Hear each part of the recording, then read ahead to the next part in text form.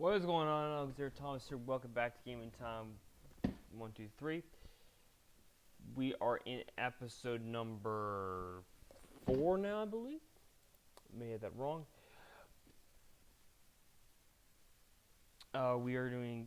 Scarlett had been bonded to, or trying to bond together in a quest, and we are in the middle of fighting something. Or if we remember from the last episode, Scarlett was taken by some figuring things.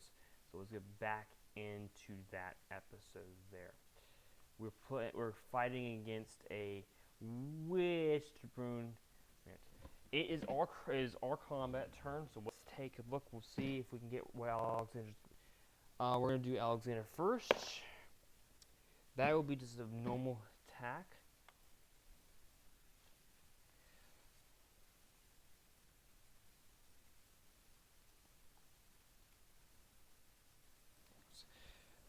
It can only be one.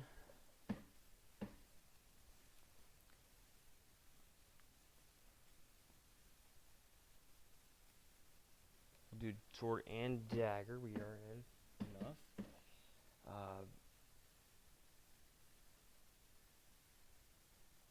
Not critical though, so we're just gonna have to do is a 1d10 for our first strike. That's a 6.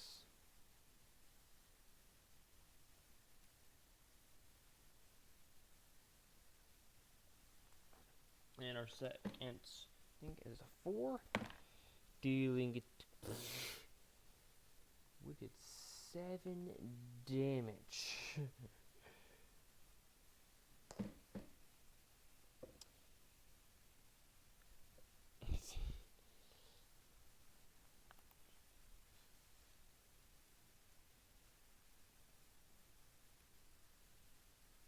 We'll do the werecat next.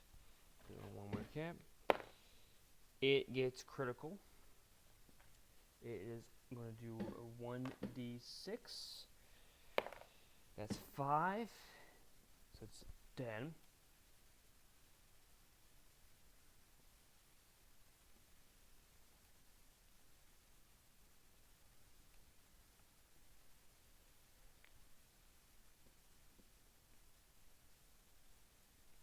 Masher missed the last time, so.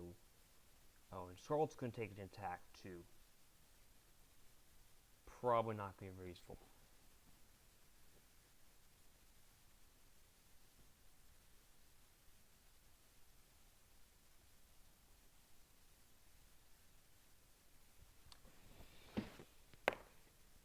He will just deal his normal attack, dealing 1d4.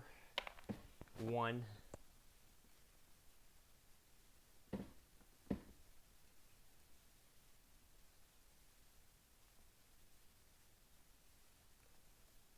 Scarlett's going to take hit. She's going to try to take an attack, but she's going to be rolling with she's going to be rolling a disadvantage, as she is surrounded.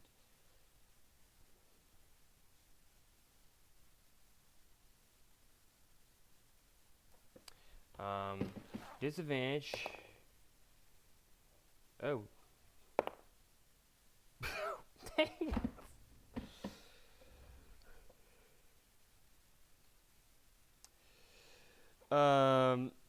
She rolled disadvantage. She got a 20 on her higher roll. So she gets to do 2 1d4 attacks. But with disadvantage, she will only hit with one of these daggers, and will do 3 damage.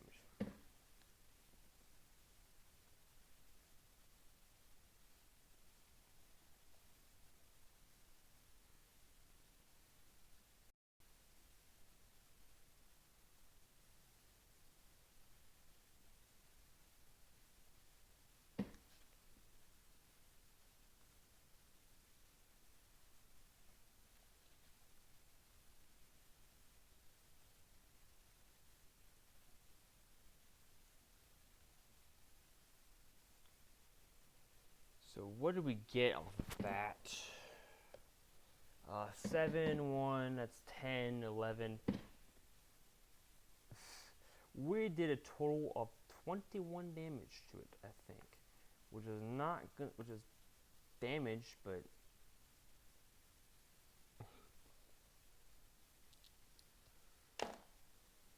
not exactly a lot.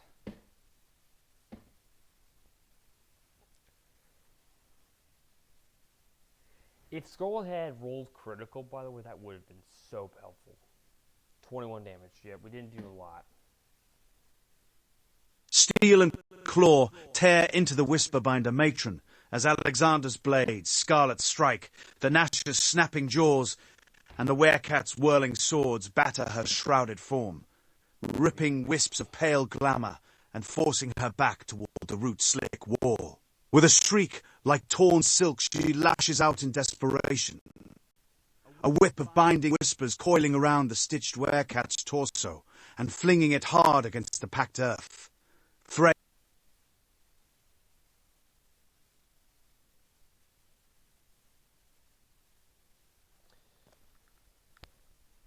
Sipping and dry from its lungs, even as it drags itself up, snarling, to keep fighting. 19 damage. All right. That is a miss. So Alexander misses. No, he's a miss. That's a 5, not 4. But it's pretty low.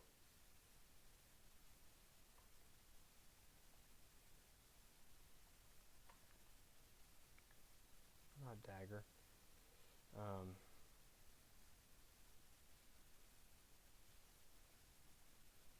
How much damage is it going to do? It is the swords 1d10, just regular 7.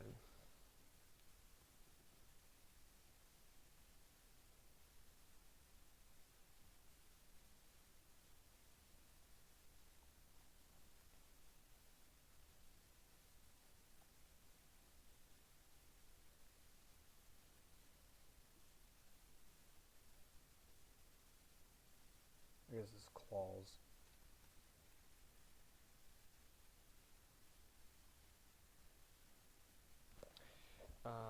Let's see what he does. Just normal. Claws is 3.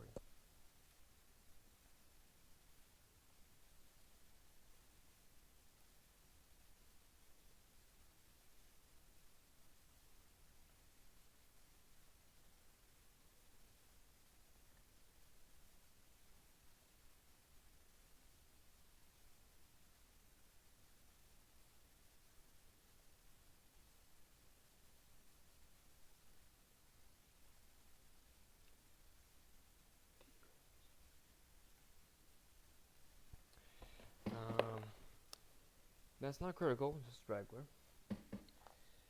1d4. That is a 1.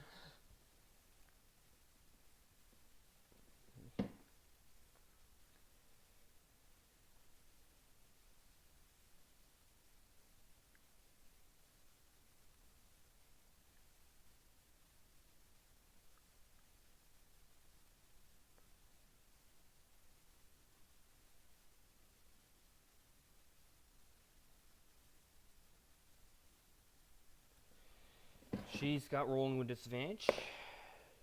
18, and that's an 8. So 8 is just normal.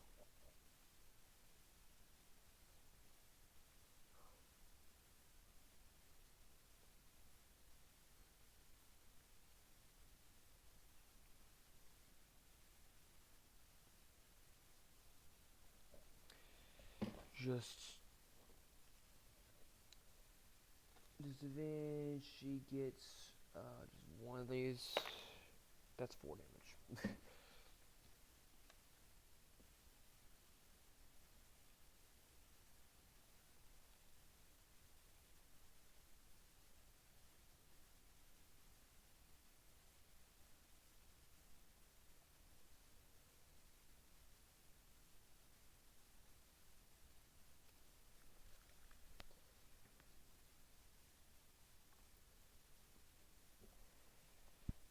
calculate how much it was. I don't think it's that much.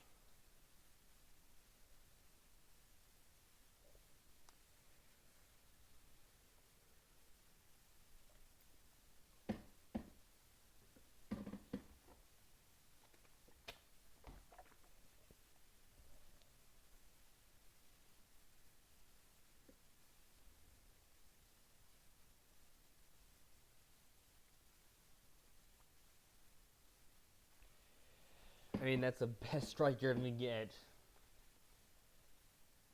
Steel, fang, and patchwork claw hammer into the whisper-binder matron, driving her staggering back in a ragged swirl of torn veils and leaking glamour as she shrieks and flings a concentrated lash of binding whispers straight into Alexander's chest, slamming him to one knee with the crushing weight of her warped vision of love.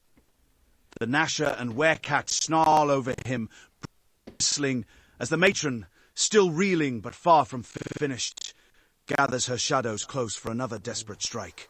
I hate to say this, but we have one attack left on him because she will. If we do not kill her, there is something that occurs with them first. So, we roll initiative, not critical.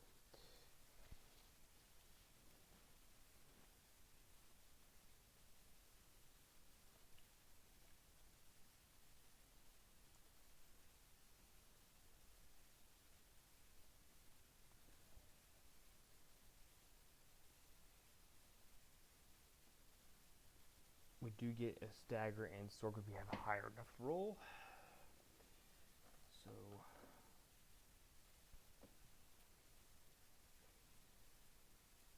So here's the deal. To kind of get the idea what happens, if she will escape and run away with Scarlett.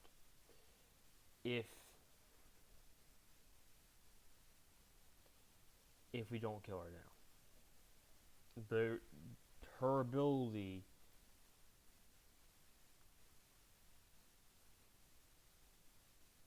allows her to leave, basically, taking Scarlett with her. So we gotta do enough damage. Let's see.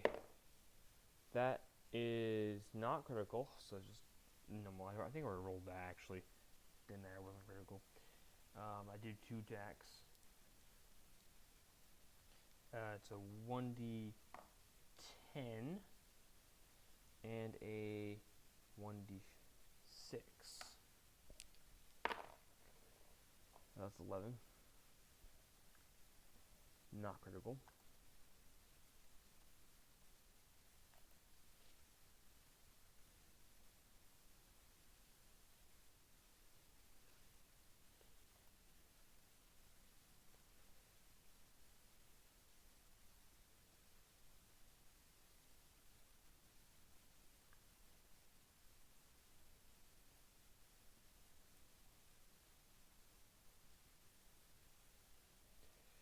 Is she gonna get?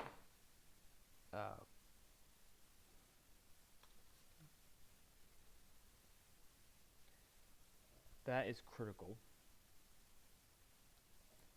So it's 1d4 times 2. Right? 1d4 times 2? Yeah.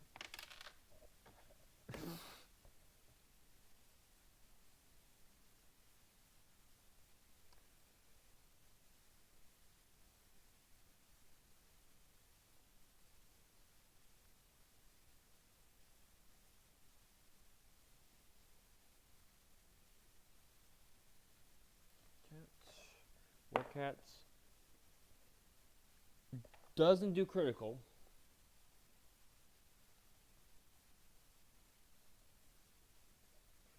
It is a 1d6. That's a 1.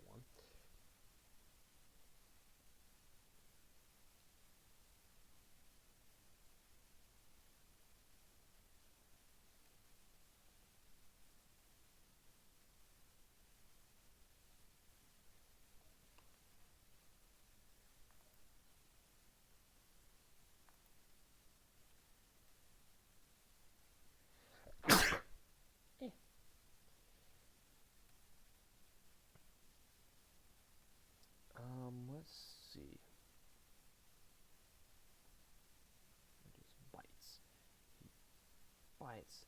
Does he get critical? Let's see what we have. We have 11. We have we have a total of 20 damage right now.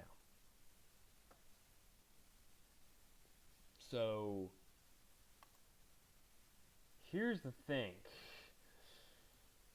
He's got to deal a lot of damage. It's not, and will, even with if he gets critical, a critical 20, he gets triple damage. But he only does 12. He can't do more than 12 damage. So he did get critical, but just do 1d4 that's 3 damage.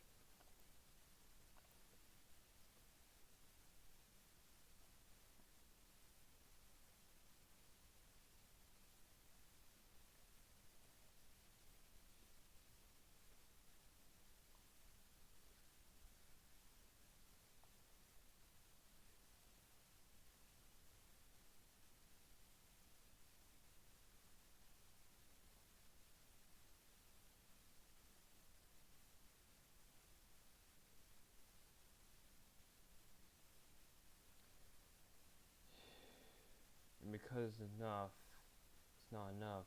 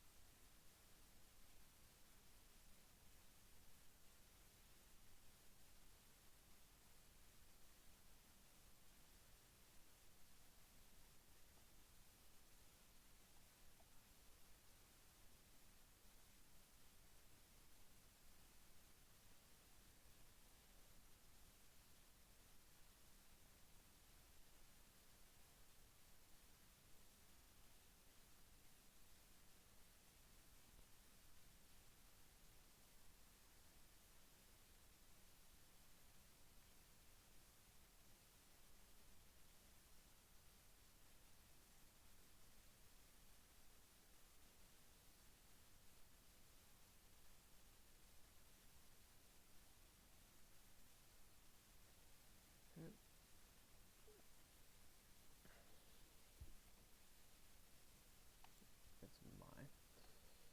So we didn't do enough damage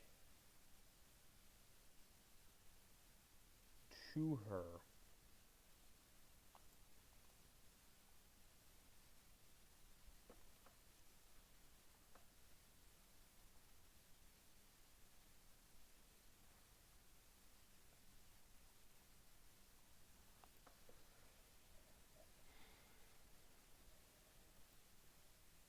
It's at 43, so it's not enough. What spell? I don't know what spell we're talking about here, but that was the...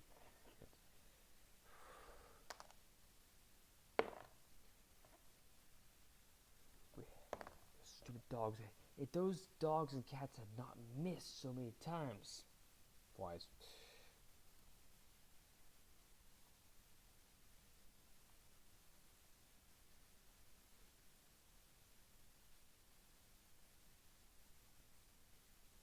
That was 23 damage.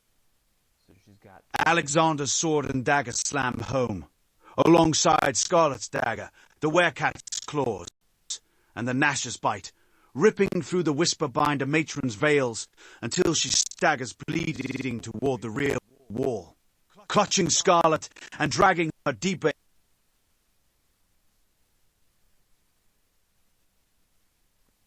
into the basement, and she laughs. My spell will soon be complete. Into the basement as she laughs. My spell will soon be complete. With a final vicious hiss, she hurls a focused surge of binding whispers that crash into Alexander's chest like a physical blow, driving him back and stealing his breath as the cramped cellar trembles with the weight of her half-woven curse. Oh no.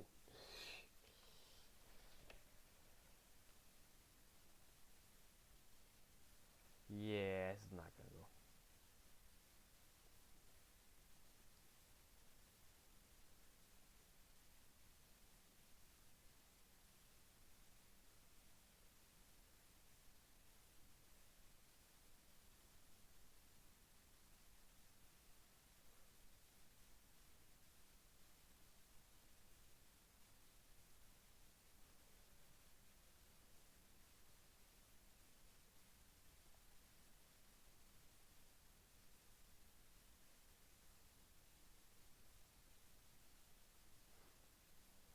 Oh boy.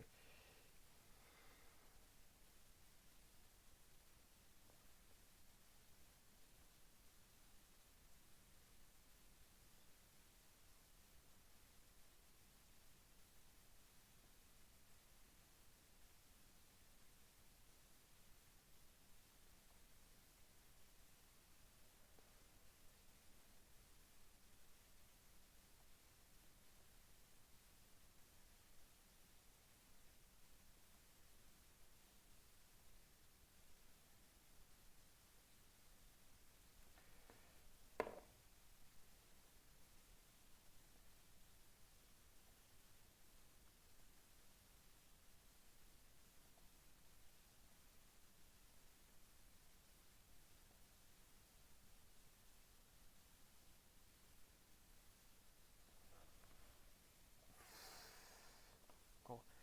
So that's an egg. Okay, so both of those are hits. They're not criticals hits. So we need a 1d4 and a 1d6.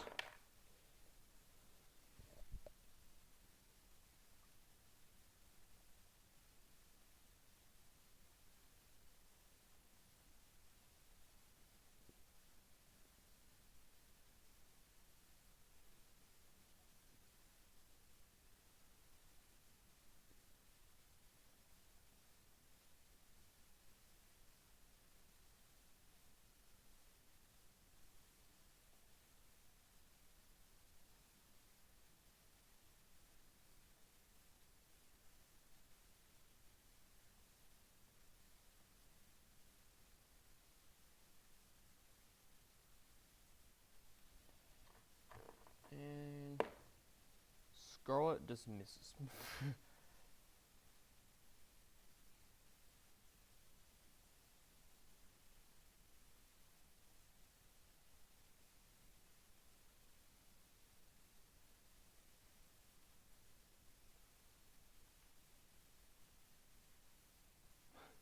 Yeah.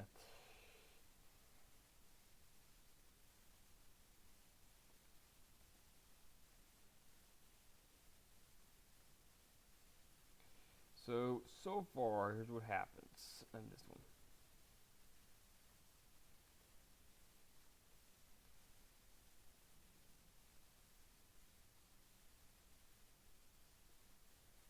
That's not good. He's only got 20 left, dealing 8 damage as she retreats. Scarlet misses.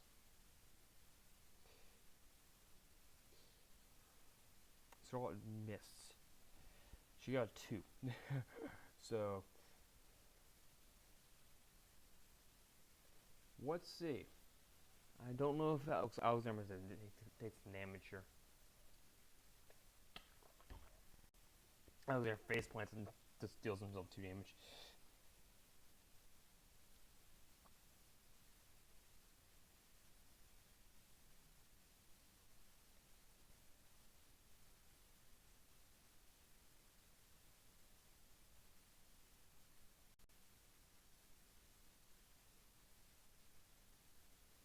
Alexander sprints after the matron, but his boot catches a loose board, and he sprawls hard in the dirt. as, ahead, the Gnasher's jaws and the werecat's claws rake her retreating form, tearing veils and drawing a shrill cry of pain. Snarling, she whirls and unleashes a focused torrent of binding whispers that slam into Alexander's chest like a hammer, crushing the breath from him and pitching him back to the floor, as Scarlett's dagger thrust goes wide in the chaos.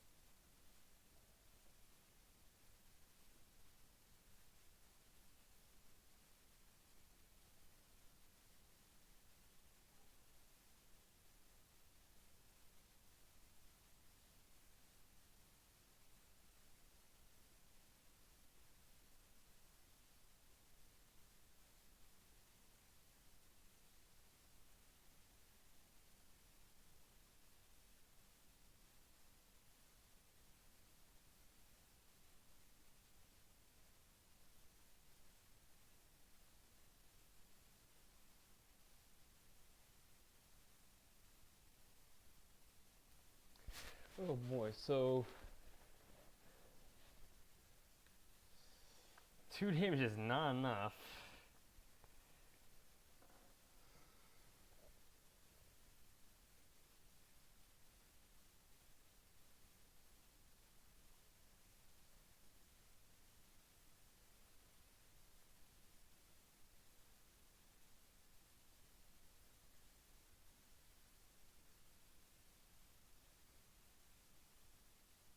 Alexander, the Gnasher, and the werecat hurl themselves at the matron, but with a shriek she slams a hidden iron door between them and Scarlett, her veils vanishing into the deeper dark as steel and claw crash uselessly against the barrier.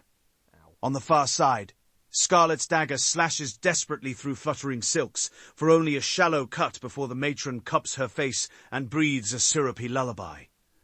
It will all be over soon, and the world tilts and blurs as Scarlett's limbs go heavy, and she collapses into enchanted sleep at her captor's feet.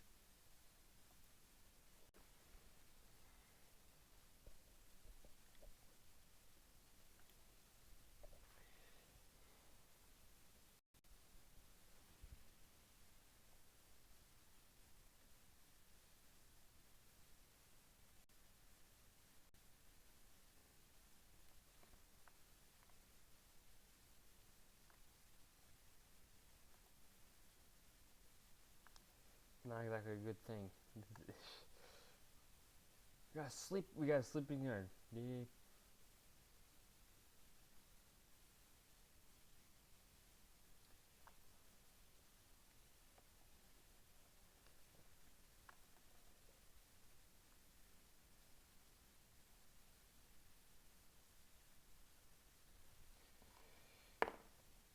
That's plenty enough, but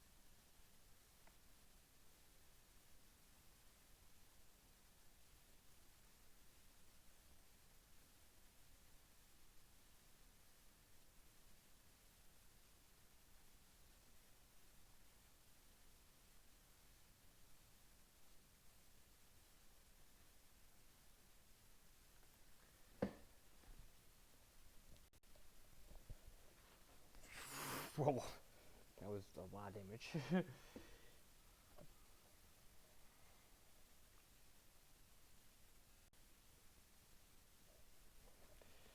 That was very weird.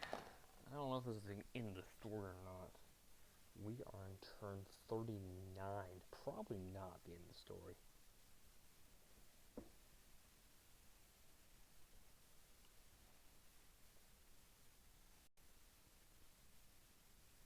With a roar of desperate fury, Alexander smashes through the iron door in a spray of splinters and rust. Scarlett sleeping form at his feet as his oath blade carves a blazing arc that cleaves straight through the Whisperbinder matron's veils and heart alike. She staggers, eyes wide, and with a strange, almost proud smile whispers, "Fast," before crumpling into drifting motes of fading glamour on the cellar floor. The crushing whispers die away, leaving the echo of her last words and the rough breathing of Alexander, the Gnasher, and the stitched werecat.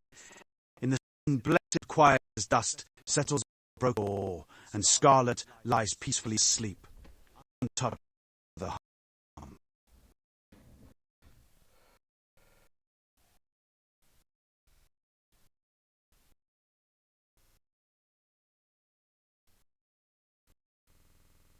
Story.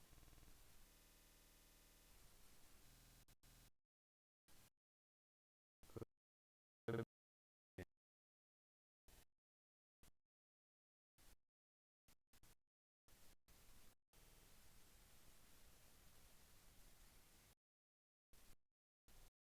doubt it.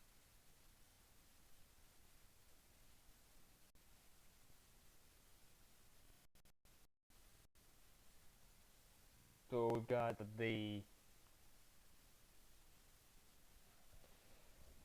As the Whisperbinder matron's last motes of glamour unravel into the cellar air, a single scrap of her shimmering veil remains, drifting down to catch on Alexander's gauntlet with a faint, approving warmth before fading to a softer, harmless swatch of silk that he can tuck away as proof of the trial endured. The air feels clearer, the whispers gone.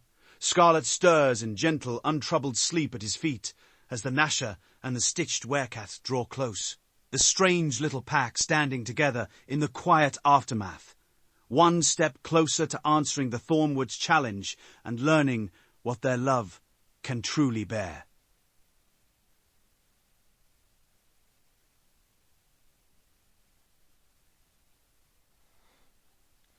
That's a long. Oh. Okay.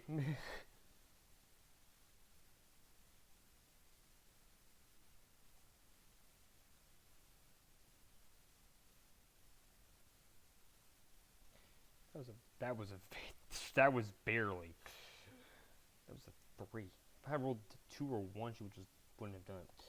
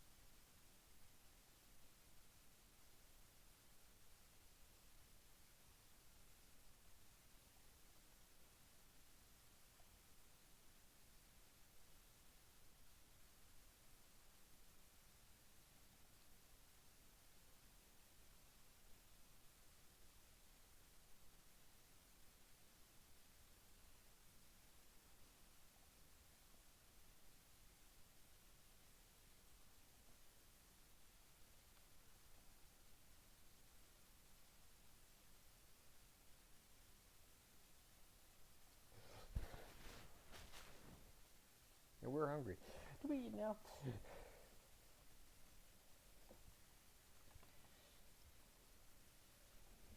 Now, I don't. Was that enough? Is the question.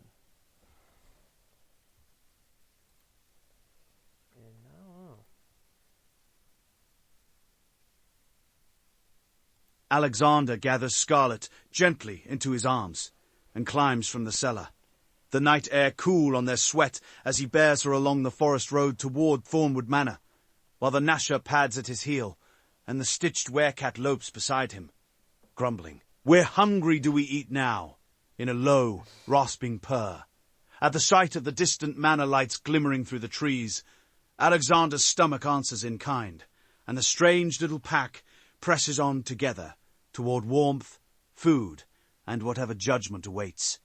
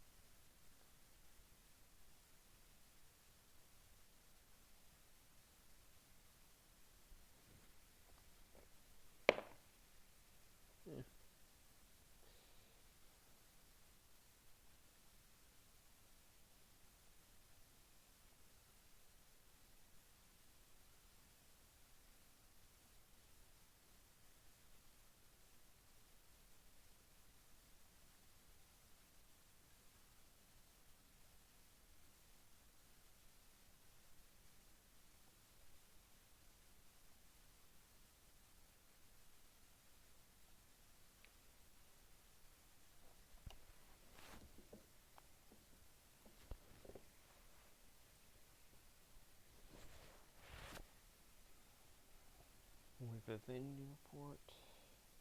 I spelled gosh wrong.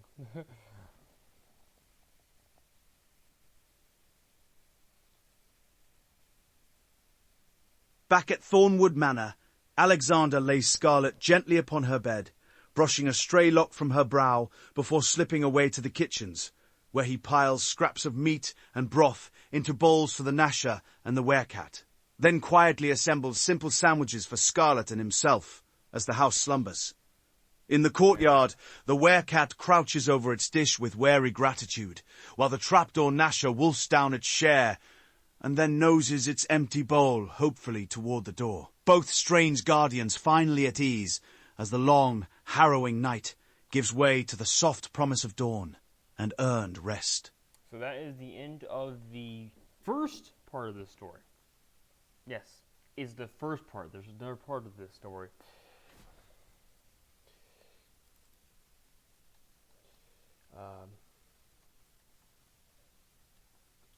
But we will have to get to that in another time. So that's the end of episode number. That's the end of this one. There's not much else to say for this one. We finished this part of the story, but this episode, this is only the beginning of this one. So the next part of the story, which is probably going to be which will be a little while away, will occur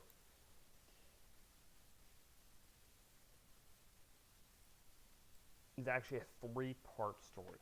So it's a variance. This is part 1. The next 2 parts of the episode are unlawful and kidnapped. Both of them are also going to be in the same line, so they might be inappropriate. Just to go ahead and give you that out there. But that's the only one part of the story. I will see you guys in the next series. Next series that comes out is its personal part 2. And then we'll have Lost Unicorn coming out at some point after that. And Unlawful and Kidnapped will be in the future. although they will be considered different stories. They will be a continuation of the story here. See you guys in the next episode. Don't forget to keep your game on, and see you next time.